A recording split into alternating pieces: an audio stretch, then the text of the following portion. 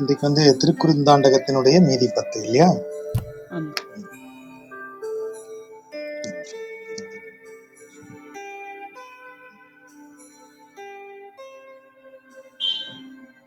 Okay. இப்ப இந்த முதல் 10 பாட்டுல நம்ம பார்த்தோம். இந்த முதல் 10 பாட்டுலயுமே அவர் எவ்வாறு ஒரு அதாவது ஒரு தெய்வம் என்பதை எப்படி வணங்க வேண்டும், அந்த தெய்வத்தோடு எப்படி பக்தி செய்ய வேண்டும், அந்த தெய்வம் எவ்வாறெல்லாம் ஒரு தெய்வத்தை அனுபவிக்க வேண்டும், அப்புறம் அப்படி அனுபவிக்காதவர்கள் எப்படியெல்லாம் இருக்காங்க அப்படின்னு அவர் சொல்லிட்டே வர்றாரு. அப்படி இறைவனுக்கு பக்தி செய்யும் போது நம்முடைய குறைபாடுகள், பக்தனின் குறைபாடுகளா என்னெல்லாம் இருக்கும் அதையெல்லாம் கூட அவர் சொன்னார். அதனுடைய தொடர்ச்சியாகத்தான் நம்ம அடுத்த பாடலை பார்க்க போறோம். தொண்டு எல்லாம் பரவி நின்னை தொழுது அடிபணியுமாறு கண்டு தான் கவலை தீர்ப்பான் ஆவதே. எந்தாய் பனியாய் அண்டமாய் என் திசைக்கும் ஆதியாய் நீதியான பண்டமாம் பரமசோதி நின்னையே பரவுவேனே. பரவுதல் அப்படின்னா தொழுது செய்தல் அப்படின்னு அர்த்தம். ஒருத்தருக்கு ஒரு பணியை நீங்க செய்றீங்கன்னா மிக பணிவுடனும் ஒரு அர்ப்பணிப்போடும் செய்யும் போது நீங்க பரவுதல் அப்படின்னு அந்த வார்த்தையை பயன்படுத்துறாங்க.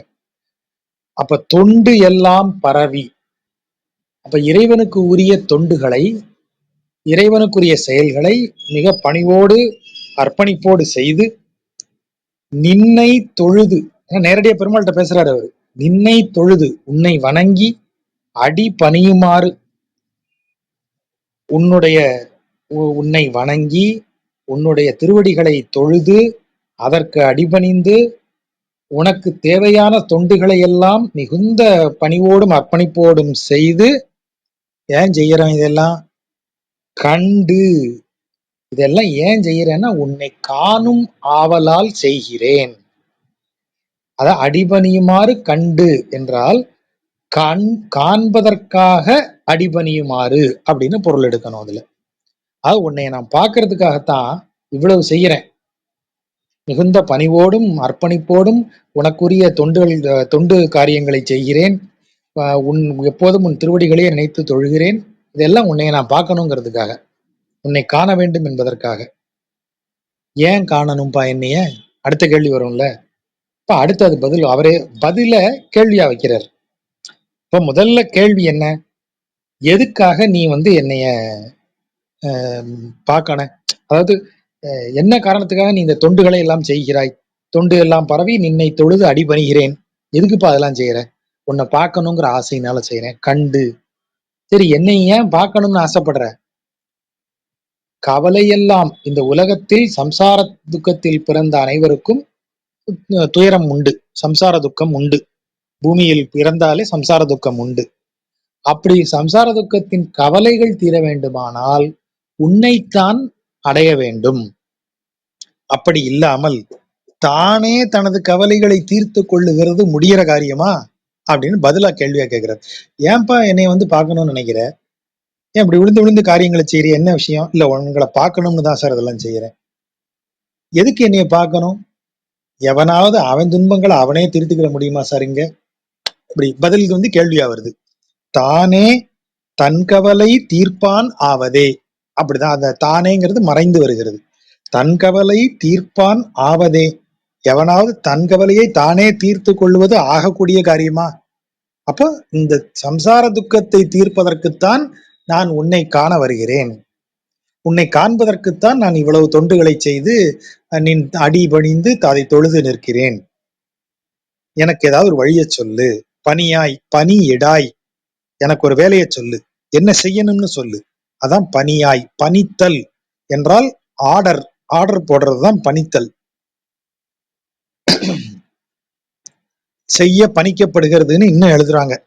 தமிழ்நாடு அரசினுடைய தமிழ்ல வரக்கூடியதுல இவ்வாறு செய்யுமாறு பணிக்கப்படுகிறது இங்கிலீஷ்ல அப்படி மாட்டீங்கன்னா இட் இஸ் டு ஆர்டர் அப்படின்னு அதை ஆரம்பிக்கணும். அதனால அது வந்து ஆர்டர் ஆர்டர் போடுறது. எந்தாய் பணியாய், என் தாய் போன்றவனே எனக்கு ஒரு கட்டளையை போடு, என்ன செய்யணும்னு கட்டளையை போடு, நான் என் சம்சார துக்கத்தை தீர்த்து உனது திருவடிகளை வந்து அடைய வேண்டும், அதற்கு என்ன செய்யணும்னு ஒரு ஆர்டரை போடு. எந்தாய் பணியாய், நீ யாரு? அண்டமாய் என் திசைக்கும் ஆதியாய். திசைகள் அப்படின்னு வரும்போதே நம்ம பிரிவை பார்த்துடுறோம். ஏன்னா பிரிஞ்சாத்தானே திசை. கிழக்குக்கு எதிரே மேற்கு, வடக்குக்கு எதிரே தெற்கு, அப்படி பிரிஞ்சுதான் நிக்குது திசைகள். 8 திசைகளா இருக்கு. இந்த பிரிவுகெல்லாம் ஆதியாய்ங்கிறாரு. என் திசைக்கு ஆதியாய். அப்ப என்ன அர்த்தம்? பிரிவற்ற ஒன்றாக அவன் இருக்கிறான். அவனிலிருந்து உருவாகி பிரிந்ததே என் திசைகள். அப்ப அவன் என் திசைக்கும் ஆதியாய், இந்த பிரிவுகளுக்கெல்லாம் அப்பாற்பட்டவனாய். அண்டம், பூமியை மட்டும் சொல்லல, மொத்த அண்டமும் அவன் தாங்கிறாரு. அண்டமாய் என் திசைக்கும் ஆதியாய், நீதி ஆன பண்டமாம். நீதினா இந்த இடத்துல தகுந்த பலன், நற்பலன் அப்படின்னு ஒரு பொருள் அதுக்கு. நீதிக்கு நீதி என்பது நற்பலன். எனக்கு நீதி கிடைக்க வேண்டும் என்றால் சரியான விதத்தில் உனக்கு வந்து அந்த காம்பன்சேஷன் வரணும். நீதி என்பது என்ன? எனக்கு நியாயமாக சரியான முறையில் எனக்கு எது கிடைக்க வேண்டுமோ அது கிடைக்க வேண்டும், அதுதான் நீதி. அப்ப நீதி ஆன பண்டம். பண்டம் என்றால் பொருள். சரி, எதை பொருள்னு சொல்றாரு? பண்டமாம் பரமஜோதி, பண்டமாக விளங்கக்கூடிய பரமஜோதி. பரமஜோதின்னு சொல்லும் போதே வடிவற்ற நிலை, உருவமற்ற நிலை. பரம் என்கிற ரூபம் நம்ம ஏற்கனவே பார்த்தோம். 5 ரூபங்கள் இல்லையா பெருமாளுக்கு. அதுல பரம் எனும் ரூபம் யோகியர் வணங்கும் ஜோதி வடிவில் இருக்கக்கூடியதுன்னு சொல்லியாச்சு. அப்ப அதுக்கு வடிவம் இல்லையே. வடிவமில்லா பொருளை பண்டம்னு எப்படி சொல்லலாம் அப்படின்னு சொன்னா, அதுக்குதான் நீதியான பண்டம்னு ஒரு வார்த்தையை போடுறாரு. அப்போ நீதி யாருக்கு வழங்கப்படுகிறது? எவருக்கு? இப்போ உதாரணமாக நீங்க இப்படி யோசிச்சு பாருங்க. இப்ப சமீபமா பொள்ளாச்சி பெண்களுடைய அந்த வன்கொடுமை கேஸ்ல வழக்குல தீர்ப்பு வருது. தீர்ப்பு வரும்போது நீதிமன்றம் என்ன சொல்கிறது? பாதிக்கப்பட்ட பெண்களுக்கு அரசு சார்பில் இருந்து 10 லட்சம் ரூபாய் நஷ்ட ஈடு கொடுங்க அப்படின்னு சொல்லுது. ஏன் நஷ்ட ஈடு கொடுக்கணும் அரசாங்கம்? ஏனென்றால் அந்த பெண்கள் குடிமக்களுக்குரிய பாதுகாப்பை வழங்க தவறிவிட்ட அரசு அதற்கு அடுத்த கட்டமாக நிகழ்ந்ததை மாற்ற முடியாது. அப்ப அதற்கு நாங்க பொறுப்பேற்றுக்கிறோம், அதற்கு நாங்க உங்ககிட்ட மன்னிப்பு கேட்கிறோம், எங்கள் தவறை நாங்கள் உங்கள்கிட்ட ஒப்புக்கொள்வதற்கு அடையாளமாகத்தான் இந்த நஷ்ட ஈடு கொடுக்கப்படுகிறது. உங்களுக்கு வேற விதத்துல பயனுள்ளதா இருக்கட்டும், ஒன்ன தொலைச்சிட்டீங்க, உங்களுக்கு இன்னொன்னு கிடைக்கிற மாதிரி இருக்கட்டும் அப்படின்னு சொல்லி கொடுக்கப்படுவதுதான் நட்ட ஈடு. அது லாபம் கிடையாது. அவங்க நஷ்டமடைந்ததை ஈடு செய்கிறோமே தவிர அவர்களுக்கு பண பலன் கொடுப்பதில்லை. இப்ப 1000 ரூபாய் மாசம் மாசம் கணக்குல வரும்போது அது பண பலன். அதுக்கு பேரே கேஷ் பெனிஃபிட் அப்படிதான் சொல்றோம். மானிட்டரி பெனிஃபிட் அப்படின்னு இங்கிலீஷ்ல சொல்லிடுறோம். கோர்ட்டு கேஸ்ல வந்து ஒரு விபத்துல ஒருத்தர் மாட்டிக்கிட்டாரு, கை கால் அடிபட்டுருச்சு. அப்ப அவருக்கு கொடுக்கிற தொகை என்ன சொல்றோம்? நட்ட ஈடுன்னு சொல்றோம். அப்போ ஏற்கனவே அவர் நஷ்டப்பட்டதற்கு ஈடு செய்கிறோம் அப்படின்னு பொருள். அப்ப நீதி என்பது ஒருவர் அடைந்த பாதிப்பிற்கு பலனாக கொடுக்கப்படுவது. பலனாக சொல்றதை விட அதற்கு ஈடாக கொடுக்கப்படுவது. அதை அவர் வேண்டி பெற வேண்டும். இப்ப இங்க வந்து நல்பலனாக அது தரப்படுவதாக சொல்றாரு, நீதியான பண்டம். அப்போ இந்த ஆத்மாவை இந்த பூமியில பிறக்க வச்சு இந்த பூமியின் சம்சார துக்கங்களுக்கு உட்படுத்தினவன் யாரு? இறைவன். அப்போ இந்த சம்சார மதத்துல என்னை சிக்க வச்சிட்டேன்னு சொல்லி வந்து கம்ப்ளைண்ட் பண்றாரு மேல உள்ள வரியில. அதான் அந்த கேக்குறாரு, தான் கவலை தீர்ப்பான் ஆவதே. எவனாலேயாவது அவங்க கவலையை அவனை தீர்த்துக்க முடியுமா? இப்ப வந்து என் முன்னாடி எனக்கு ஒரு ஆக்சிடென்ட் ஆயிடுச்சு. ஒரு பஸ் வந்து என்னை ராங் வேல மோதிட்டான். நான் அந்த பஸ் கம்பெனிட்ட நஷ்ட ஈடு கேட்கறதா இருந்தா ராஜகோபால்னே உட்காந்து அந்த கம்பெனிட்ட நீ தான் என்னை மோதின, அதனால உடனடியாக எனக்கு 10 லட்சம் ரூபாய் நஷ்ட ஈடு கொடு அப்படி நான் தீர்ப்பு எழுத முடியுமா? தானே கவலை தீர்ப்பான் ஆவதே. அது செய்ய முடியுமா? முடியாது. அப்ப யார் வேணும்? ஒரு நீதிபதி வேணும். நீதிபதி கோர்ட்ல இருந்து சொல்லணும், ராஜகோபாலனுக்கு இந்த மோட்டார் கம்பெனி 10 லட்சம் ரூபாய் நஷ்ட ஈடு வழங்க வேண்டும் அப்படின்னு அவன் சொன்னாதான் வேலை நடக்கும். அதுதான் நீதியாக எனக்கு கிடைப்பது. அப்போ இந்த ஆன்மா ஒழுங்கா சந்தோஷமா உங்ககிட்ட இருந்துச்சு. நீ என்ன செஞ்ச? இத பூமியில் பிறக்க வைத்து சம்சார துக்கத்திற்கு உட்படுத்தினாய். ஆகவேதான் உங்ககிட்டயே வந்து கவலையை தீர்க்க வேண்டி நான் நிக்கிறேன். சரி, கவலையை தீர்க்க என்ன வேணும்? நீ தான் வேணும். ஏன்னா நீ கிடைச்சாதான் நான் இந்த சம்சாரத்தை விட்டு வெளியே வருவேன். ஆகவேதான் அதை பண்டம், அதை ஒரு பொருள், ஒரு பலன் தரக்கூடியதுதான் பண்டம். ஒரு பண்டத்தை எடுத்தீங்கன்னா நீங்க அதை பலன் தரும். அது ஒரு பண்டம் அப்படின்றால் ஒரு பொருள். அந்த பொருளை நீங்க பயன்படுத்தலாம். அந்த பயன்படுத்துவதன் வழியாக அது நீங்கள் அனுபவிக்கிறீர்கள். அப்ப இறைவனை பண்டம் என்று சொல்லும் போது இந்த ஆன்மா அடைந்த சம்சார துக்கத்திற்கு ஈடாக இறைவனை வணங்கினால், இறைவனை வழங்கினால், இறைவனை கொடுத்தால் அவன் அப்படியே தப்பிச்சிருவான். அதான் அவர் சொல்றாரு, பண்டமாம் பரமஜோதி. எங்க போகணுங்கிறாரு கடைசியில பாருங்க. பரமஜோதின்னு சொல்லும் போது வைகுண்டத்துக்கு போகணுங்கிற கணக்கு. நின்னையே பரவுவேனே, நான் உங்ககிட்டயே தான் வந்து நிப்பேன், உனக்கே தான் தொண்டுகளை செய்வேன் அப்படின்னு சொல்லிடுறாரு. சிம்பிளா இருக்கிற மாதிரி இருக்கும், ஆனா ரொம்ப வைணவ தத்துவங்களுக்கு உரிய பாட்டு அது. ஆவியை அரங்க மாலை, அரங்கத்தில் இருக்கும் திருமாலை அனைத்திற்கும் உள்ளே ஆத்மனாக உறைந்திருப்பவனை, அதான் ஆவியைன்னு சொல்றாரு. இப்போ இதுக்கு முந்தின பாட்டுல பார்க்கும்போது என்ன சொன்னோம்? அவருடைய பரரூபம்னு சொன்னோம், பரம் என்கிற ரூபம். இது என்ன ரூபம்? அந்தர்யாமி, அனைத்து பொருட்களிலும் உள்ளுரைபவனாக இருக்கிறான் இறைவன். அப்ப அதான் ஆவி, எல்லா பொருட்களுக்கும் ஆவி, எல்லா பொருட்களுக்கும் அதுக்குள்ள உறைந்திருப்பவன் அவனே. அந்த ஆவியை, அந்த ஆவிக்கு ஒரு வடிவம் இல்லையாப்பா? அர்ச்சாரூபம் அவனுடைய இன்னொரு வடிவம். அர்ச்சாரூபம் என்றால் ஒரு வடிவம் கொடுத்து நம் கண் முன்னால் ஒரு வடிவமாக அவனை எண்ணி வணங்குவது. அனைத்திற்கும் உள்ளுரைந்து இருப்பவனுக்கு என்ன வடிவம் இருக்கு? அவன் உள்ளுரைந்து இருக்கான்னு தெரியும், ஒரு உணர்வாகத்தான் இருப்பான், அவனுக்கு வடிவம் இல்லை. உள்ளுரைந்த இறைவனாக இருப்பவன் எப்படி இருப்பான் என்றால் உருவம் இல்லை, அவனை உணரதான் முடியும். இல்லைங்க, நான் மானுடன், ரொம்ப பாமரமான ஒருத்தன், இந்த பாமரனான எனக்கு நீங்க அப்படியெல்லாம் இருந்தா சரி, உனக்கு எப்படி வேணும்? என்னைய மாதிரியே இருங்க, மனுஷன மாதிரியே தோற்றத்துக்கு வாங்க வச்சுக்க, அதுலயும் நான் தான் இருப்பேன்.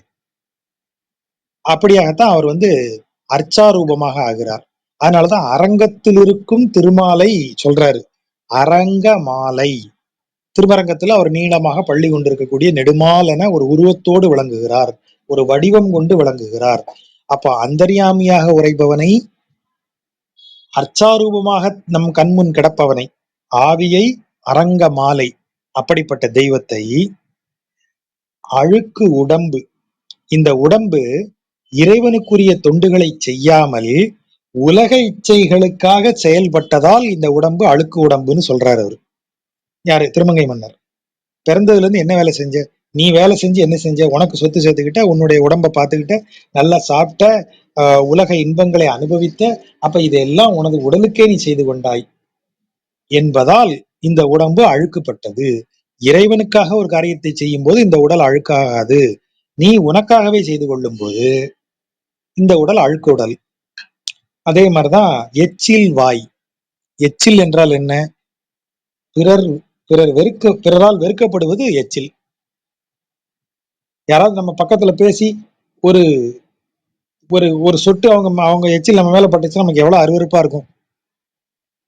எல்லா ஸ்கூல் காலேஜ் போன எல்லாருக்கும் தெரியும், ஏதாவது ஒரு லெக்சரர் அல்லது ஒரு ப்ரொஃபசர் பன்னீர் வாயனா வந்து சேருவாரு, முன்னால ஸ்ப்ரே பண்ணிட்டே இருப்பாரு. அது ஃபர்ஸ்ட் பெஞ்சில் உட்காந்துருக்கிறவங்களுக்கு கொஞ்சம் ஜங்கடமா தான் இருக்கும். எனக்கு எம்பேரே கொண்ட ஆசிரியர் ஒருத்தர் வந்தாரு, ராஜகோபாலன், இங்கிலீஷ் எடுக்க வருவார் கல்லூரியில. அவர் வந்த உடனே என்னை பார்த்து கேட்பார், all Rajagopalans are eccentrics, isn't it Rajagopal அப்படின்னு என்கிட்ட கேட்பார்.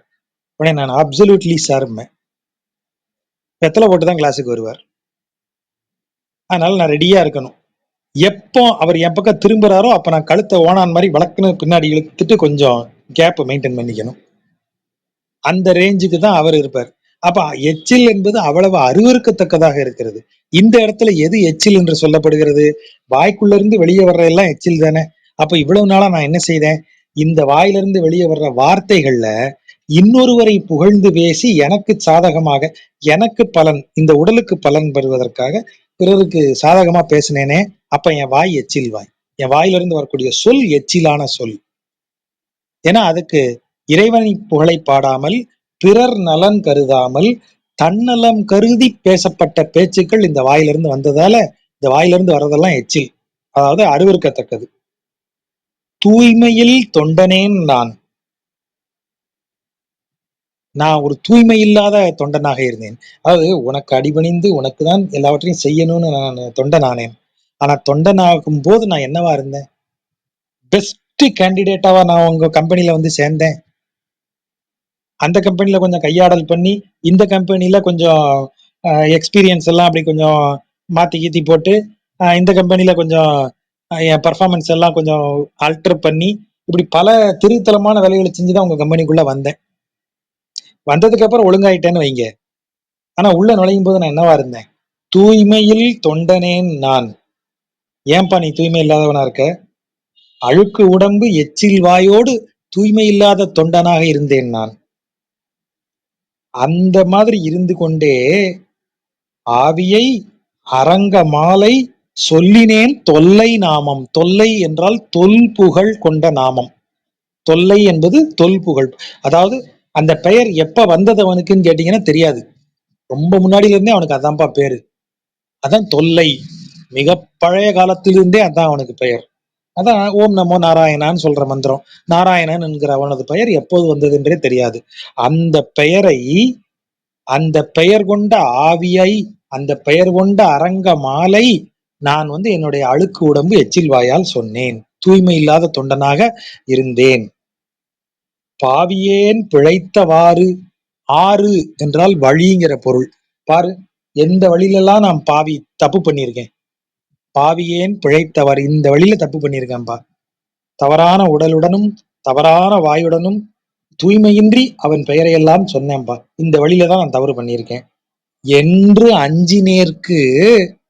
அப்படி நினைச்சு பயந்த எனக்கு அஞ்சல் என்று, பயப்படாத. அஞ்சல் என்றால் அஞ்சேல் என்றதனுடைய குறுகல் விகாரம். அஞ்சேல்னு போட்டா மீட்டர் தட்டும், அதனால அதை அஞ்சல்னு ஆக்குறாரு. அஞ்சல் என்று, அஞ்சேல் என்று, பயப்படாதன்னு சொல்லி இவர் பயப்படுறாரு. எப்பா நீ எப்பேற்பட்ட தெய்வம், நீ எவ்வளவு பெரியவன். ஏற்கனவே முந்திர பாட்டுல சொன்ன மாதிரி அண்டமாய் என் திசைக்கும் ஆதியாய் நீதியான பண்டமாம் பரமஜோதி, அவ்வளவு பெரிய ஆள் நீ. அப்படிப்பட்ட ஆளை நானு அழுக்கு உடம்பு எச்சில் வாயோடு தூய்மையில் தொண்டனாக வந்து உன் பெயரையெல்லாம் சொன்னேனே, எப்பேற்பட்ட பாவம் பண்ணிட்டேன்னு நினைச்சு பயந்தேன் நான். அப்படி நான் பயந்துட்டு இருக்கும் போது காவி போல் வண்ணர் வந்து, காவி என்பது கருங்குவளை பூவுக்கு இன்னொரு பெயர். கருங்குவளை பூவை போன்ற நிறமுடையவர். காவி போல் வண்ணர், கருங்குவளை போல் நிறமுடையவர். அவர் வந்து அஞ்சேல் என்று, பயப்படாதன்னு சொல்லி எங்க வச்சு சொன்னாரு? என் கண்ணுளே தோன்றினாரே. அது என்ன வார்த்தை கண்ணுளே? இப்ப நீங்க இந்த வார்த்தையை நல்லா கவனிங்க. என் கண் முன் தோன்றினாரே அப்படின்னு சொல்லியிருக்காரா? கண் முன் தோன்றினாரேனா ஆப்ஜெக்ட் வெளியில இருக்கு, பொருள் வெளியில இருக்கு, கண்ணுக்கு வெளியில். அப்ப புறக்கண்ணால் பார்க்கப்படும் காட்சி கண் முன் தோன்றும் காட்சி. இது அகக்கண்ணால் பார்க்கப்படும் காட்சி. ஆகவேதான் கண்ணுளே தோன்றினாரே, கண்ணுக்கு உள்ள தோன்றி இருக்கார். கண்ணுக்கு உள்ள இருக்கிற காட்சி எப்படி கண்ணு பார்க்கும் சார்? அது உங்களுடைய புறக்கண் கிடையாது, உங்க அகக்கண். அகக்கண்ணால் மட்டுமே பார்க்கும் விதத்தில் இறைவன் என் மனதில் வந்து தோன்றினான். காவி போல் வண்ணர் வந்து அஞ்சினேற்கு அஞ்சல் என்று, பயந்த என்னை பயப்படாதே என்று கருங்குவளை மலர் போன்ற வண்ணமுடைய அந்த பெருமான் வந்து எனது அகக்கண்ணில் தோன்றினான். பயப்படாதரா, நான் இருக்கேன்னு சொன்னான்.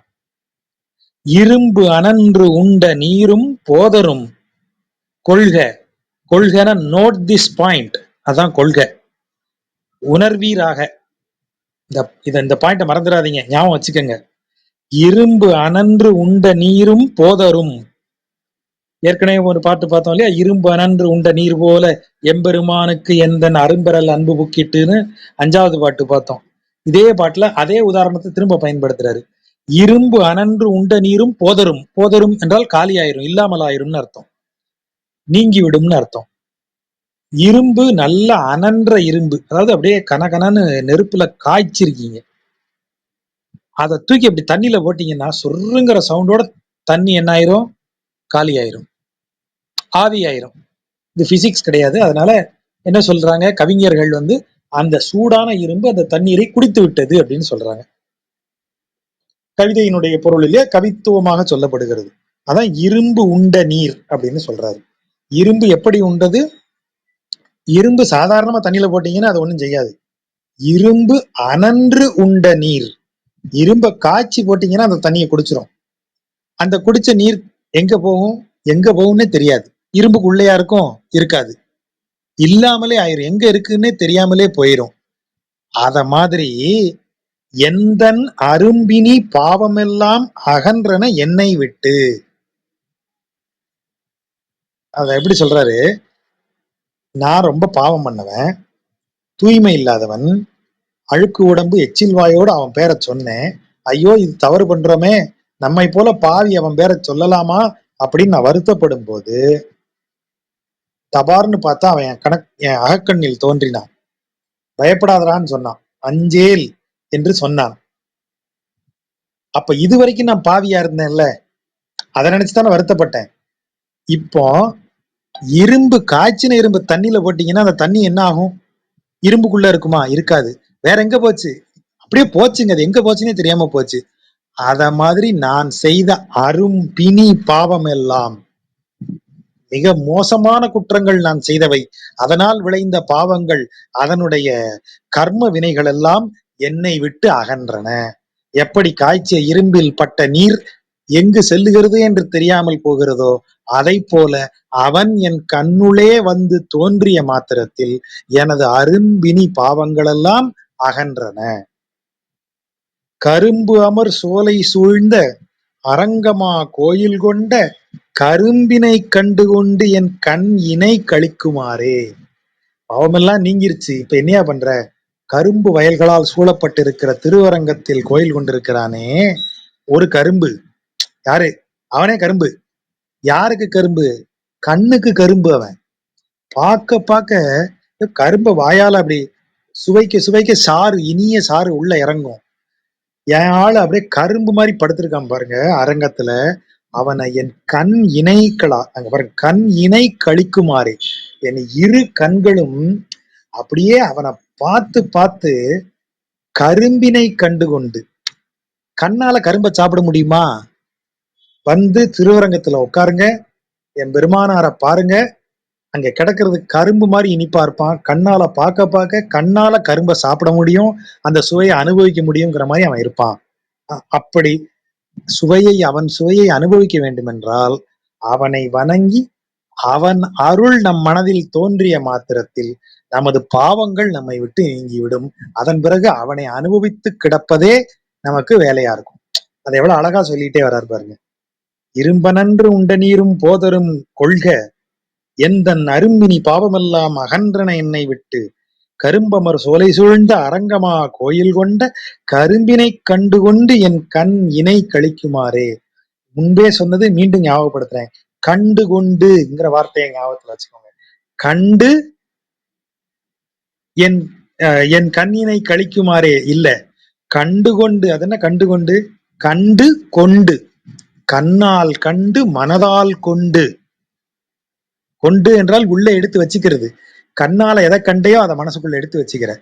கண் கரும்பினை கண்டு மனதில் கொண்டு என் கண் இணை கழிக்குமாறு, பார்த்து பார்த்து மனசுல அனுபவிக்கிறேன். அந்த சுவை என் மனதில் கொண்ட சுவை, கண்ணால் காண்பது மனதால் சுவையாகிறது. கரும்பினை கண்டுகொண்டு என் கண்ணினை கழிக்குமாறு, காவியை வென்ற கண்ணார் கலவியே கருதி நாளும் பாவியேன் ஆக எண்ணி அதனுள்ளே பழுத்தொழிந்தேன். கொஞ்சம் பதம் இத மாத்தி போட்டு வாசிக்கணும். காவியை வென்ற கண்ணார் கலவியே கருதி நாளும் அதையே எண்ணி அதனுள்ளே பாவியேன் பழுத்தொழிந்தேன். காவி வென்ற கண்ணார், கண்ணார் என்றால் கண்ணினை உடையவர். கருங்குவளை மலரை தோற்கடிக்கும் விதத்தில் அழகிய கண்களை கொண்ட பெண்கள். அதனாலதான் காவியை வென்ற கண்ணார், அழகிய பெண்கள். அதாவது பெண்கள் தான் இந்த உலகத்துல இன்பம், பெண்களை அனுபவிப்பதுதான் இந்த உலக இன்பத்தின் உச்சம் என்று நான் நினைத்து கொண்டு எப்படி நினைச்சிட்டு இருக்கேன், நாளும் அதையே நினைத்து. அது காமத்திற்கு இருக்கிற சிறப்பு என்னென்றால், அது மனதிற்குள் தான் எப்போதும் இயங்கும். கற்பனையின்றி காமம் இல்லை. காமத்துல ஈடுபடுவதற்கு கற்பனை அவசியம். கற்பனையில ஒண்ணு வந்ததுன்னா அது பெருகிட்டே போகும். கற்பனை சிறுக்காது, கற்பனை பெருகும். ஆகவேதான் யோக சாஸ்திரத்தினுடைய முதல் அடியே நெத்தி அடியே ஆரம்பிப்பாங்க. சித்த விருத்தி நிரோதன்னு. சித்தம் விருத்தி அடைவது, கற்பனை விரிந்து கொண்டே செல்வது. கற்பனை சித்தத்தினுடையது. அவங்க அது விருத்தி ஆயிட்டே தான் போகும். அதை நிறுத்து.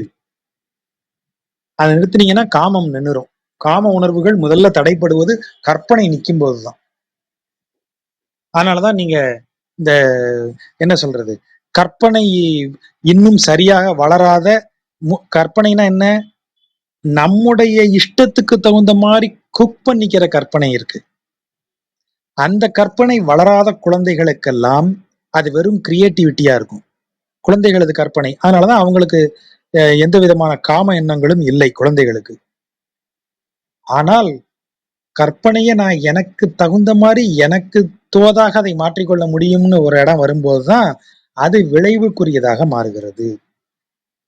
அப்போ எந்த நாளும் அதையே நினைச்சுக்கிட்டு இருக்கேன், அதுதான் எனக்கு மகிழ்ச்சியை தரும், அதான் எனக்கு மகிழ்ச்சியை தரும் அப்படின்னு. ஒரு பெண்ணை அனுபவிக்கிறேன், ஒரு அழகான பெண்ணை பாக்குறேன், இவளை அனுபவிக்கணும்பா, இவளை அனுபவிக்கிறது தான் அப்படின்னு அவ பின்னாடியே திரிஞ்சு அவளை கரெக்ட் பண்ணி அவளை அனுபவித்ததும் காமம் அடங்குகிறதா? இல்ல. பழையபடி அதையே எண்ணிட்டு வேற ஒரு பெண்கிட்ட, இன்னொரு பெண், இவளுக்கு மூக்கு அழகா இருக்கு, இவளுக்கு கண்ணு அழகா இருக்கு, இப்படி ஒவ்வொரு காரணத்தை சொல்லி ஒவ்வொரு பெண்ணையா நான் என் கற்பனையில் கண்டு அதை செயல்படுத்துவதற்காக அதையே செய்து கொண்டு. அதனாலதான் அந்த வார்த்தையை படுறாரு, கலவியே கருதி. கருதிங்கிற வார்த்தையா உள்ள வருது, கருதுதல். எப்போதும் கருத்தால கலவிய நினைச்சுக்கிட்டே இருக்கிறது, நாளும் அதையே எண்ணி. கலவியை கருதி அதையே எண்ணி. அது என்ன, கருதுதலும் எண்ணுதலுக்கும் என்ன டிஃபரன்ஸ்? கருதுதல்ங்கிறது என் மனசுல தோண ஆரம்பிச்சிருச்சு.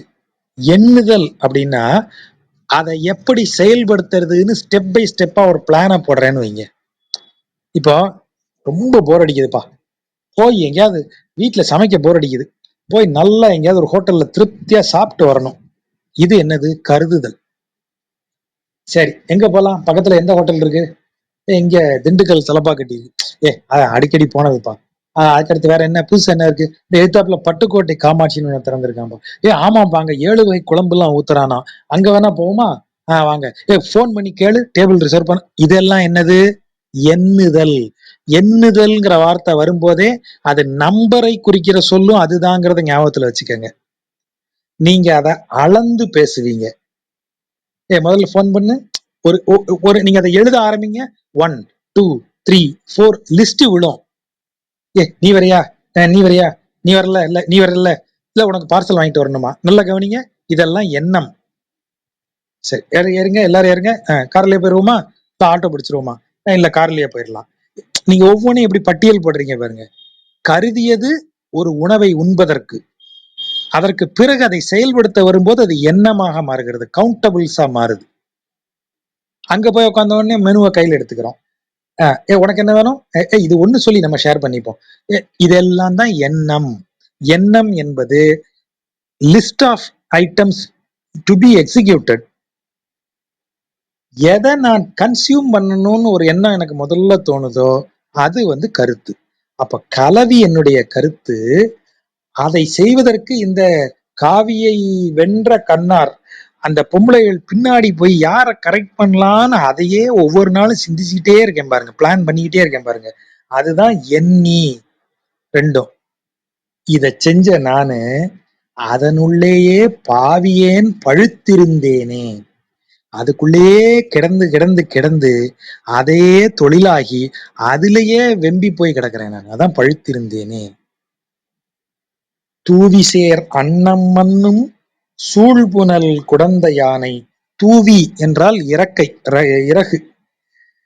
அந்த இறகு அழகாக இருக்கக்கூடிய அன்னப்பறவைகள் நிறைந்து விளங்கும் சூழ் புனல். மன்னும் என்றால் நிறைந்து விளங்கும்னு அர்த்தம். புனல் சூழ்ந்த, நீரால் சூழப்பட்டிருக்கிற குடந்த யானை, திருக்குடந்தையில் இருக்கும் தெய்வத்தை பாவியேன், இந்த பாவியாகிய நான் பாவியாது. பாவித்தல் என்றால் அனுபவித்தல் அர்த்தம். மேல இருக்கிற அனுபவித்தல் என்னது? பழுத்தொழிந்தேன் கலவியே கருதி நாளும் அதையே எண்ணி பழுத்தொழிந்தேன். அதை அனுபவிக்கிறதா? இல்ல. அந்த அனுபவம் என்னைய புழுத்து போக வச்சிடும். ஆனால் நான் யார அனுபவிச்சிருக்கணும்? திருக்குடந்தையில் கிடந்த தெய்வத்தை பாவித்திருக்க வேண்டும் இல்லையா? நான் பாவித்தல் என்றால் அனுபவித்தல். அப்ப அதை நான் செய்யலையே. பாவியேன் பாவியாது பாவியேன் ஆயினேனே. இந்த பாவிப்பைய அவனை பாவிக்காமத்தான் பாவம் செஞ்சவனாக ஆகிவிட்டேன். எந்த நேரமும் பெண்களின் நினைவாக. இந்த இடத்துல பெண்கள் எனப்படுவது உலக இன்பங்கள். அவ்வளவுதான். நான் உடனே பெண்களை குறை சொன்னதாக திரும்ப நம்ம பலமுறை சொன்னதுதான், இருந்தாலும் மீண்டும் ஒரு முறை சொல்றேன். இந்த இடத்தில் உலக இன்பங்கள் பெண்களாக சொல்லப்படுகின்றன. ஆண்களுக்குத்தான் பெண்களை சென்று அனுபவிக்கும் எண்ணம் உண்டு. பெண்களை துரத்தி சென்று பெண்களை தங்களது ஆசைக்கு இணங்க செய்யும் வழிமுறைகள் ஆண்களுக்குரியது. ஆகவே இந்த இடத்துல உலக இன்பங்கள் ஆண்கள் துரத்தி சென்று அதை அடைய நினைக்கும் ஆண்களாக இந்த ஜீவாத்மாக்களை சொல்லுறது. முன் பொல்லா ராவணன் தன், அதான் பொலான்னு வருது, மீட்டருக்காக இல்லு குறைஞ்சிருக்கு, குறைதல் விகாரம். முன் என்றால் முன்பு, ராமாவதார காலத்தின் போது பொல்லா ராவணந்தன் முதுமதில் இலங்கை வேவித்து அன்பினால் அனுமன் ஆங்கு அடியினை பணிய. கமா பணிய அங்க நிறுத்திக்கங்க. முன்னாடி ஒரு தரம், எப்போ? ராமாயண காலத்துல ராவணனுடைய முதுமதில், முது என்றால் இந்த இடத்துல வலிமை வாய்ந்தங்கிற அர்த்தம்.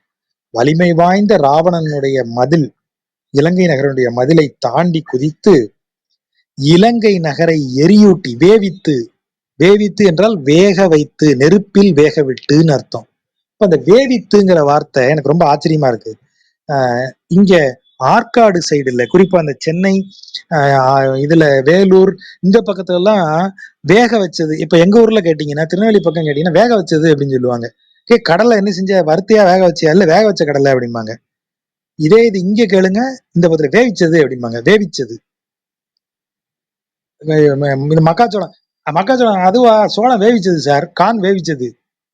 வேவிச்சதுங்கிற வார்த்தை நான் ஒரு கொச்சை வார்த்தைன்னு நினைச்சேன். இங்க பார்த்தா வேவித்துங்கிற தமிழ் வார்த்தை, தூய தமிழ் வார்த்தை. வேவித்து, வேக வைத்து, அதான் வேவித்து அப்படிங்கிறது. இலங்கையை வேக வைத்து, அப்படி வேக வைத்தவன் யாரு? அனுமன். அந்த அனுமன் ஆங்கு அடிபணிய, எங்கு? ராமேஸ்வரத்துல நீ உட்கார்ந்துருக்க, அதுக்கு மேல லேண்டு இல்ல, அந்த தென்கோடி முனை வரைக்கும் வந்தாச்சு. இதுக்கப்புறம் நாடு எதுவும் இருக்கிற மாதிரி தெரியல. இத்தனை நாடுகள்லயும் இந்த சீதையினுடைய அறிகுறிய தென்படல.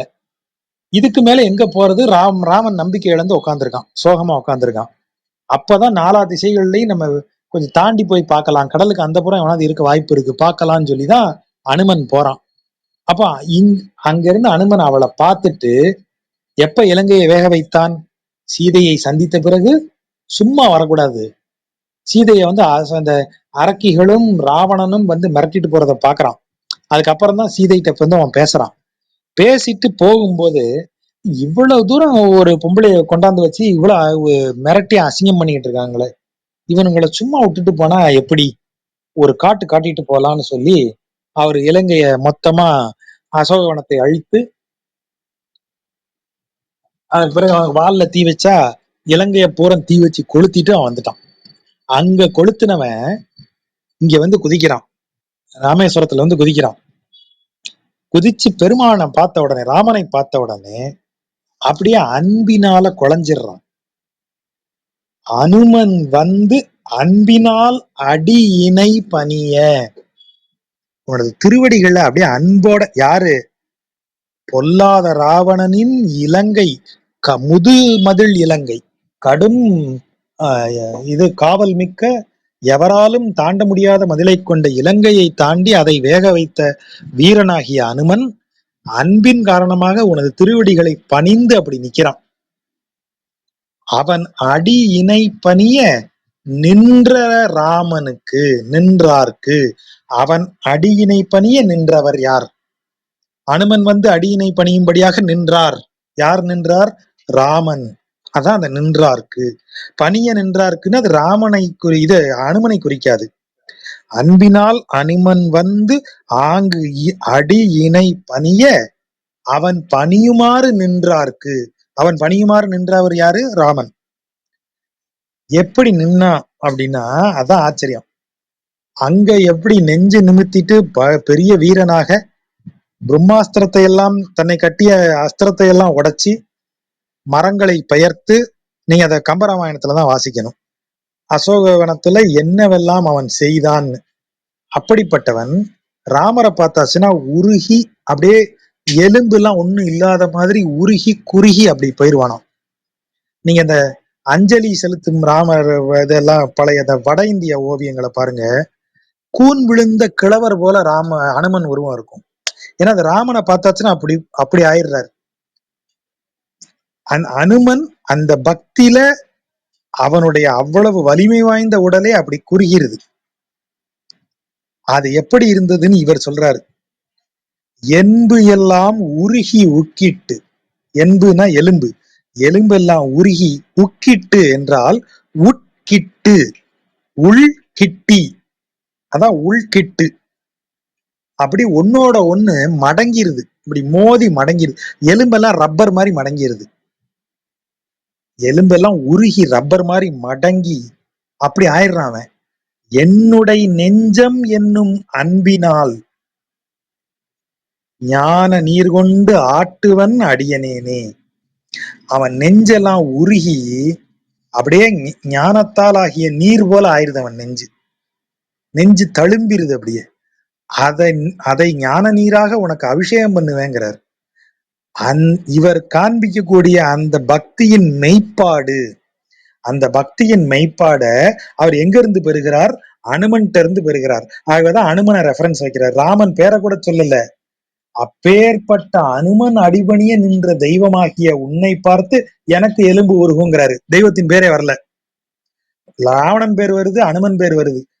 ராவணனை வென்ற அனுமன் அடிபணிந்தவன் யார்? நின்றார்க்கு, அவ்வளவுதான், நின்றவனுக்குன்னு அர்த்தம். அப்ப இந்த இடத்துல பக்தியின் மெய்ப்பாடுதான் வெளியே வருது. முன்பொலா ராவணன் தன் முதுமதில் இலங்கை வேவித்து அன்பினால் அனுமன் வந்து ஆங்கடி இணைவனிய நின்றார்க்கு என்பெல்லாம் உருகி உக்கிட்டு என்னுடைய நெஞ்சம் என்னும் அன்பினால் ஞான நீர் கொண்டு ஆட்டுவன் அடியனேனே. அடியேன் சரண்டர் ஆயாச்சு, உனக்கு அடியவனாகிய நான் எனது நெஞ்சையே நீர் போல் ஆக்கி உனக்கு அபிஷேகம் பண்ணுவேன். சரி, அபிஷேகம் பண்ணிட்டு மாலை போட வேண்டாமா? அடுத்த பாட்டுல வந்துட்டார். மாயமான் மாயமாக வந்த மான் மாய்ந்து போகும்படி, இறந்து போகும்படி, மாயமான் மாய செற்று என்றால் வென்று, மருது இற நடந்து, கிருஷ்ணாவதாரத்துக்கு வந்தாச்சு. மருத மரங்கள் எல்லாம் சாய்ந்து விழும்படியாக நடந்து, வையம் தாய்னா இந்த இடத்துல அளத்தல், தாவுதல் தான் தாயின்னு வருது. வையம் தாவிங்கிறது மீட்டருக்காக வையம் தாய் அப்படின்னு எழுதுறாரு. தாவுதல்லாம் இந்த இடத்துல காலை தூக்குறது அப்படின்னா என்ன அர்த்தம்? உலகை அளந்த கோலம், அந்த குறிப்பு. வையம் தாய். அம்மா பறவை, அம்மாங்கிறது மீட்டருக்காக அமானு குறிகிறது, குறுதியல் விகாரம். அமா பறவை பொங்க தடவரை விரித்து, மா பறவை, பறவை என்றால் கடல், பெருங்கடல், அதுல தடவரை பெரிய மலை, அதை திரித்து, மலையை போட்டு பெரிய கடலை கடைஞ்ச, எதை? பார்க்கடலை, மந்தார மலையை போட்டு கடைஞ்சி அதுல வந்தத வானோர்க்கு ஈயும் மால், அதுல வந்ததை அவனா எடுத்துக்கிட்டான் இல்ல, பார்க்கடல் அவன் படுத்திருக்கிறது, அதுல எல்லாரும் கடையிறாங்க. சோ அவனுடைய இடம் தான், அவன் இடத்துல இருந்து கடைஞ்சி வருது. வரத அவன் என்ன செஞ்சுட்டான், வானோருக்கு கொடுத்துட்டான், அவன் எடுத்துக்கல. வானோருக்கு ஈயும், அதனாலதான் ஈதல். ஈதல் என்றால் என்ன, தனக்குரிய பொருளை பிறருக்கு பலன் கருதாது கொடுத்தல், அதான் ஈதல். பலன் கருதி கொடுத்தா அது பண்டமாற்று. சார் நான் இன்னைக்கு உங்களுக்கு ஒரு 500 ரூபாய் மொய் செய்யறேன், நாளைக்கு எங்க வீட்டு ஃபங்க்ஷனுக்கு நீங்க வந்து ஒரு 1000 ரூபாய திரும்ப செஞ்சிடணும் என்ன அப்படின்னு சொல்றதுக்கு பேர் ஈதல் கிடையாது. இதை வைத்து படிக்கிறதுக்கு உனக்கு பொருள் வேணுமா, இந்த வச்சுக்கோ, நல்லா படி, நீ படிச்சு முடிச்சு சம்பளத்துல 10% எனக்கு கொடுன்னு கேட்டா அதுக்கு பேர் ஈதல் அல்ல. அப்ப இந்த இடத்துல இறைவன் ஈதல், அப்படி ஈயும் மால் அமிர்தத்தை தேவர்களுக்கு கொடுத்தான். எப்படி கொடுத்தான், ஈந்தான், திரும்ப அவங்கள்ட்ட இருந்து எந்த பலனும் எதிர்பார்க்காம அவங்களுக்கு கொடுத்துட்டான். அதனாலதான் ஈயும் மால் எம் பிரானார்க்கு என்னுடைய சொற்கள் என்னும் தூயமா மாலை கொண்டு சூட்டுவன் தொண்டனேனே. அப்பேற்பட்ட தெய்வத்திற்கு, தனக்கேதான் எதையும் வைத்துக் கொள்ளாமல் பிறருக்கே கொடுத்து உதவக்கூடிய தெய்வத்திற்கு நான் என்னுடைய சொல்லாகிய, இப்ப அவருக்கு கான்பிடன்ஸா பாருங்க, எச்சில் வாயால் தூய்மையில் தொண்டனேன் நான் சொல்லினேன் தொல்லை நாமம்னு ஃபீல் பண்ண ஆளு, இறைவன் அருள் கிடைத்து இறைவனை மனக்கண்ணால் தரிசித்து அவருடைய கண்ணுக்கு கரும்பென அரங்கத்து மாலை பார்த்து மகிழ்ந்து அவருக்கு அவர் மேல் கொண்ட அன்பினால் உருகி தனது நெஞ்சத்தையே நீராக்கி அவருக்கு அபிஷேகம் செய்து இப்ப கான்பிடண்டா சொல்றாரு, என்னுடைய சொற்கள் என்னும் தூயமா மாலை கொண்டு. இப்ப சொற்கள் என்னவாயிருக்கு பாருங்க, எச்சில் வாயின்னு சொன்ன இடத்துல இருந்து இப்ப அது எப்படி வந்திருக்கு, என்னுடைய சொற்கள் என்னும் தூயமா மாலை கொண்டு. எங்க இருந்து இந்த கான்பிடன்ஸ் வந்துச்சு, இறைவனை வணங்கி இறைவன் என் மனதில் அவன் அருள் வந்தால் என் பாவங்கள் விலகிரும்னு எனக்கு தெரியணும். அதத்தான் அவர் சொன்னாரு, இரும்பனன்று உண்டனீரும் போதரும் கொள்க எந்தன் அரும்பினி பாவம் எல்லாம் அகன்றன என்னை விட்டு. அங்கேயே அவர் முடிவு, என் பாவம்லாம் என்னை விட்டு போயிருச்சு, இப்ப நான் தூயவன் ஆயிட்டேன், இப்ப என் சொல்லும் தூய்மையான சொல், அந்த சொல்லால இறைவனுக்கு நான் பெரிய மாலை, மாமாலை, தூய மாமாலை, பெரிய மாலையை நான் அவனுக்கு போடுவேன், என் சொல்லால் சூட்டுவேன். பெரிய மாலை தான் போட்டான் திருமங்கையாழ்வார். எல்லாரும் 100 பாட்டு 200 பாட்டு 300 பாட்டு தான் எழுதியிருக்கிற இடத்துல எழுதி வச்சிருக்கிற 1000க்கும் மேல பாட்டு. சோ அந்த சொல் எவ்வளவு உண்மையான சொல், தூய மாலை கொண்டு என்னுடைய சொற்கள் என்னும் தூயமா மாலை கொண்டு சூட்டுவன் தொண்டனேனே. சொன்ன மாதிரியே செஞ்சிட்டார். பேசினார் பிறவி நீத்தார் பேருளான் பெருமை. பேருளான் அப்படின்னா 2 பொருள் இருக்கு, பேர் உள்ளவன், 1000 பேர் உள்ளவன் பேருளான், இன்னொன்னு என்ன, பேர் உளான், திருப்பேர் நகரில் இருப்பவன். திருப்பேர் நகர் என்பது கோயிலடி, கல்லணை பக்கத்துல இருக்கு இல்லையா, அப்ப கூட தான் கோயில், கோயிலடி, அதான் திருப்பேர். பேர் உளான், திருப்பேர் எனும் நகரத்தில் உள்ளவன் ஒரு பொருள் சேர்த்து வச்சுக்கோங்க. பேருளான் 1000 பேர் உடையவன், அவனுடைய பெருமையை பேசியவர்கள்லாம் பிறவி நீத்தார். அவன் பெருமையை பேசியவர்கள் எல்லாம் பிறவி பிணி நீங்கி நற்கதி அடைந்தார்கள். ஏசி பேசினார், அதான் பேசி ஏசினார்னு வருது, ஏசினார் பேசி. அவனை சரி, அவன் புகழ பேசினவங்களுக்கு நீ பிறவி பிணி இல்லாம ஆச்சு, அவனை ஏசி பேசினவங்களும் உய்ந்து போனார். உய்ந்து போனார்னா நற்கதி அடைந்தார்னு அர்த்தம் என்பது இவ்வுலகின் வண்ணம். இந்த உலகம் அப்படித்தான் சொல்லுது. ஏன், சிசுபாலன் அவரை பற்றி அவதூறு பேசினான், அவர் கவுண்ட் வேற கொடுத்தாரு, எப்பா நான் இத்தனை தடவை தான் நீ இன்சல்ட் பண்ண முடியும் அப்படின்னு. அதுக்கு தகுந்த மாதிரி அவன் அதுக்கு மேல பேசும்போது அவன் தலைய சக்கராயுதத்தால அறுத்துட்டார். அறுத்த பிறகு சிசுபாலன் என்ன ஆனான், இறைவனின் திருவடிகளை வந்தடைந்தான். ராவணன் என்ன ஆனான், ராமனின் சரத்தால் வீழ்ந்தான், ராமனது திருவடிகளையே அவன் வந்தடைந்தான். இரணியனும் இரணியகசிபும் என்ன ஆனாங்க, இறைவனின் திருவடிகளையே வந்து அடைந்தனர்.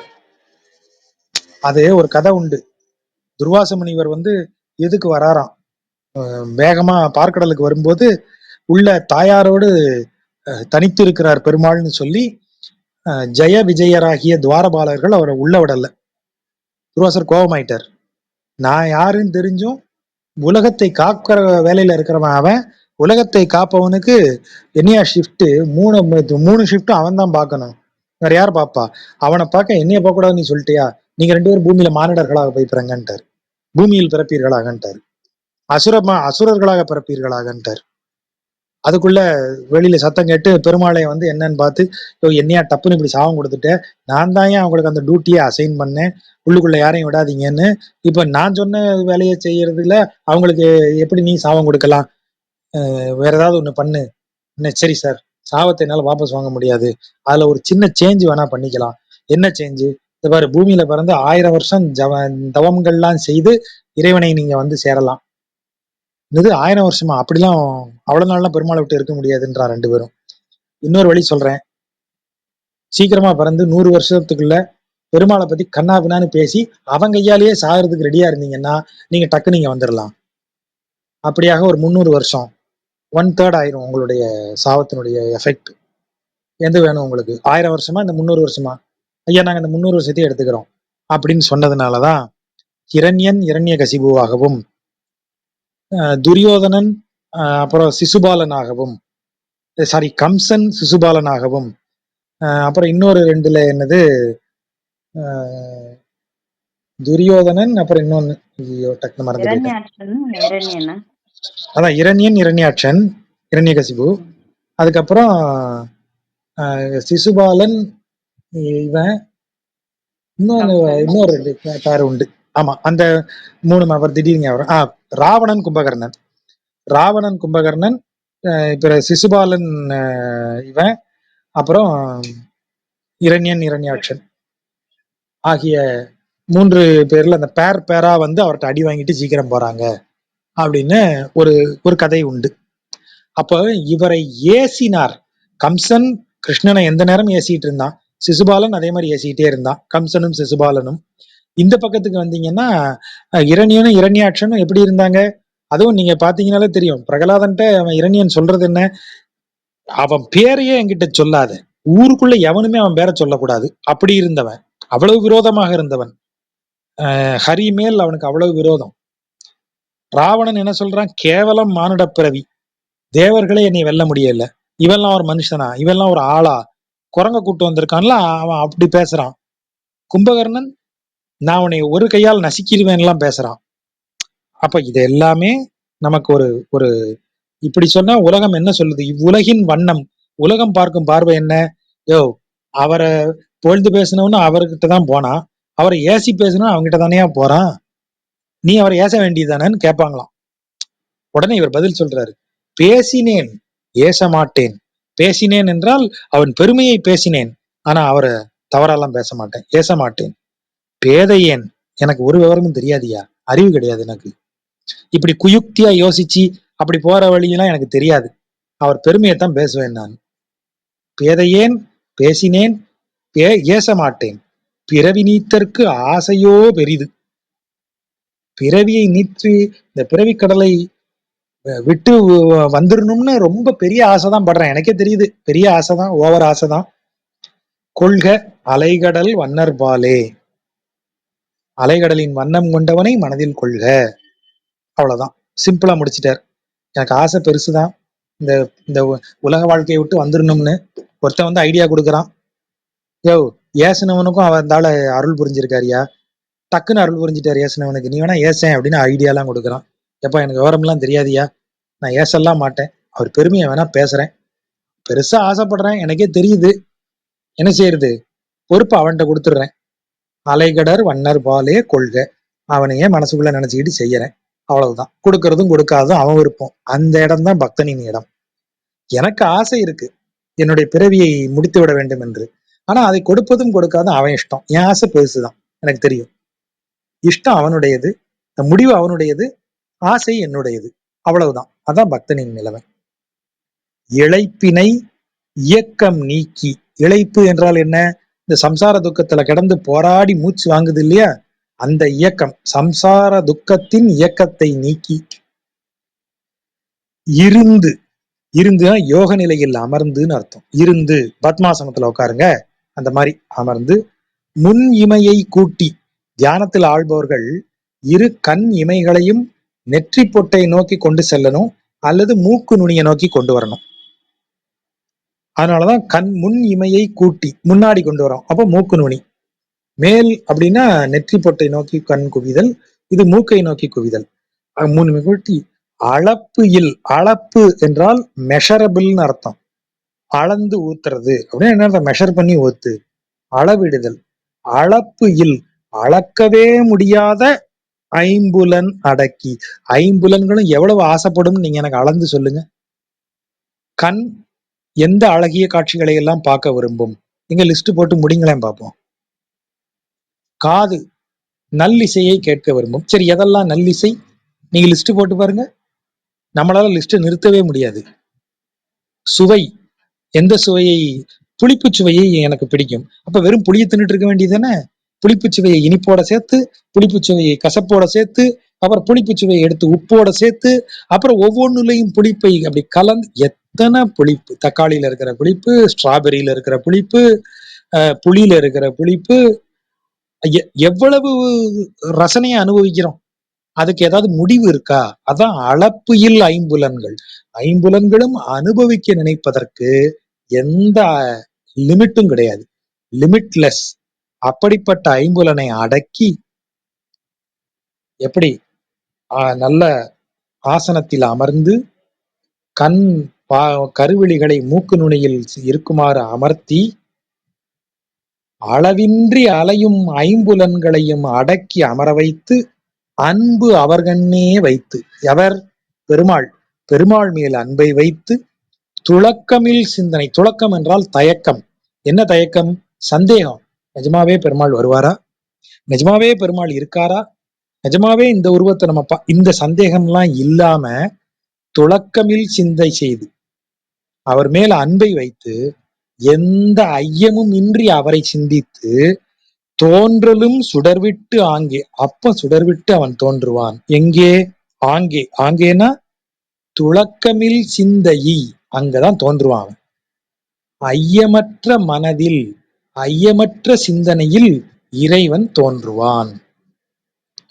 அப்படிப்பட்ட விளக்கினை விதியில் காண்பார். விதியில்னா விதிப்படின்னு அர்த்தம், அதாவது சாஸ்திரங்களின்படி. அதாவது இந்த இப்படி அமர்ந்து இப்படி நெஞ்சத்தில் எந்த விதமான ஐயமுமின்றி அவனை வணங்குபவர்களுக்கு அந்த விதிப்படி அவன் வந்தே ஆவான்னு அர்த்தம். எத்தனை கதை இதுக்கு பார்த்திருக்கோம். நம்ம பலமுறை சொன்ன கதை தானே. காட்டுல உட்காந்து நரசிம்மரை தவம் பண்ணறதுக்கு ஒருத்தர் டெய்லி காலையில வந்து காட்டுல உட்காந்துட்டு போறாரு, நரசிம்ம ஜபம் பண்றேன் அப்படின்னு. வேடன் பாக்குறான், அவட்ட போய், சாமி டெய்லி வந்து உட்காருறீங்களா, என்ன விஷயம்? இவருக்கு அவனை பார்த்தா கொஞ்சம் படிக்காதவன், காட்டு மிராண்டி, இவன்ட்டு என்னத்தை பேச அவருக்கு ஒரு எரிச்சல். அது ஒண்ணும் இல்லப்பா, சும்மா ஒரு மிருகத்தை தேடிட்டு இருக்கேன். என்ன மிருகம் சொல்லுங்க, நான் பிடிச்சிட்டு வரேன். நீங்க உங்களுக்கு எல்லாம் காடே தெரியாது, எனக்கு தெரியும். என்ன உனக்கு தெரியும்? நான் தேடுற மிருகத்தை நீ கண்டுபிடிச்சிருவியா? அதெல்லாம் கண்டுபிடிச்சிருவேன். என்ன மிருகம்? மனுஷன் மாதிரி உடம்பு இருக்கும், தலை மட்டும் சிங்கம் மாதிரி இருக்கும். எப்பா, அப்படி ஒரு மிருகத்தை நான் பார்த்ததே இல்லையே இந்த காட்டுல, இத்தனை வருஷமா இருக்கேனே. பத்தியா உனக்கு தெரியல, அதைத்தான் சொன்னேன். இவனுக்கு வேடனுக்கு சுருன்னு ஆயிடுச்சு. உனக்கு அதெல்லாம் தெரியாது போ. என்ன இப்படி சொல்லிட்டீங்க? இன்னைக்கு சாயங்காலத்துக்குள்ள அதை நான் பிடிச்சிட்டு வரேன். யாரு நீ? அதை பிடிச்சிட்டு வர போறியா அப்படின்னு இவர் நக்கலா சிரிக்கிறாரு. இவனுக்கு கோவம் வந்துருது. இவனுடைய தொழில் திறமையெல்லாம் அவர் சீண்டிட்டாரு. பிடிச்சிட்டு வரலன்னா இங்கேயே அவன் முன்னாடி தொங்கிருவேன் நானு அப்படின்னு ஒரு சவாலை விட்டுட்டு போயிட்டான். தேடுறான் தேடுறான், அப்படி ஒரு விலங்கு கிடைக்கவே இல்லை. சூரியன் மறைய போகும்போது உடனடியாக அவர் வந்து முடிவு எடுத்துட்டார். ரைட்டு, அந்த ஆள்கிட்ட சொன்ன வார்த்தையை நம்ம மீறக்கூடாது. நம்ம கண்டுபிடிக்க முடியல, தொங்கிட வேண்டியதான. ஒரு கையில ஒரு மரத்துல போட்டு கழுத்தை உள்ள நுழைக்க போறான். பின்னாடி பொத்துன்னு சத்தம் கேட்குது. திரும்பி பார்த்தா நரசிம்மம் வந்து மேல இருந்து கீழே குதிச்சு உட்காந்துருக்கு. ஆஹா, இந்த மரத்துலதான் இருந்திருக்க பத்தியா, என் கண்ணில் படாம மாட்டிக்கிட்டியான்னு கழுத்துல கயிறை கட்டி அதை இழுத்துட்டு வரான். யாரு? நரசிம்மத்தை இவன் இழுத்துட்டு வரான்.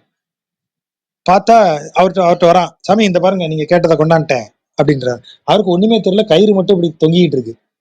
என்னையா ஒன்னையும் காணும், என்ன ஒண்ணும் காணங்கிற, இப்ப அது கர்ஜிக்குது பாரு. என்ன அது கர்ஜனை கேட்குது. இவர் அரண்டுட்டார், பயந்துட்டார். அவர் அப்படியே பதறி போய் அப்படியே காலில் விழுறாரு.